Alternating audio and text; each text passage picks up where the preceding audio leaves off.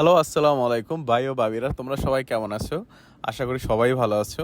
আজকে তোমাদের নতুন একটা জায়গার সন্ধান দিব, যেখানে তোমরা ভাইরা ভাবিদের সাথে যাইতে পারবা, ভাবিরা ভাইদের সাথে যাইতে পারবা, এবং বন্ধুরা বন্ধুদের সাথে যাওয়া যাবে, কোনো সমস্যা নাই। শুধু ভাই আর ভাবিদের জন্যই না আর কি, সবার জন্য। কিন্তু এই জায়গাটা রাতেই দেখতে অনেক সুন্দর, কিন্তু সমস্যা একটাই, মানে তোমাকে প্রচুর সাহসী হইতে হবে। আর যদি গভীর রাতে যাওয়া হয়, দেখতে অনেক জোশ লাগে। তো আমার বন্ধুরা প্ল্যান করে ওরা আমাকে নিয়ে যায়, কিন্তু আমি জানতাম না আসলে এত গভীর রাতে এত নির্জন জায়গা থেকে যাইতে হবে। কিন্তু আমি যাওয়ার সময় আসলে অনেক এনজয় করতেছিলাম।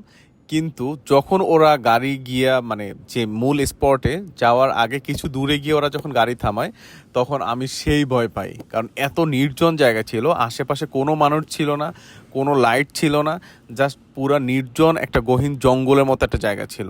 পরে যাওয়ার পর আমি তো সেই ভয় পাই, আমি ওদের বলি, ভাই তোরা আমাকে কই নিয়ে আসছোস? তো তারপর ওদের উপর আমার অনেক বিশ্বাস ছিল, কোনো সমস্যা ছিল না।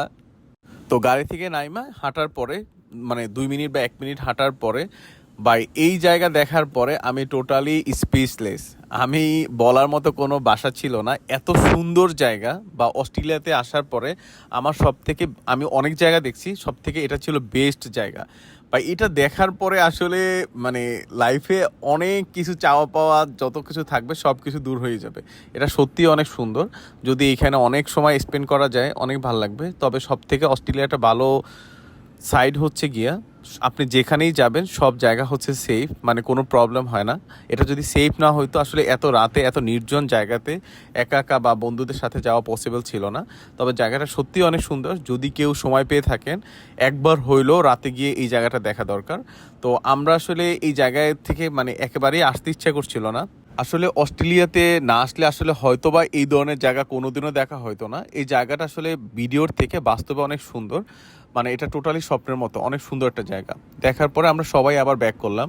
তবে আসার পথে একটা সমস্যা হয়েছিল, আমরা একটা হরিণ দেখতে পাইছিলাম, কিন্তু ভাগ্যিস হরিণটা মানে কোনোভাবে ধরা যায়নি, মানে মানে ধরতে যাওয়া হয়নি।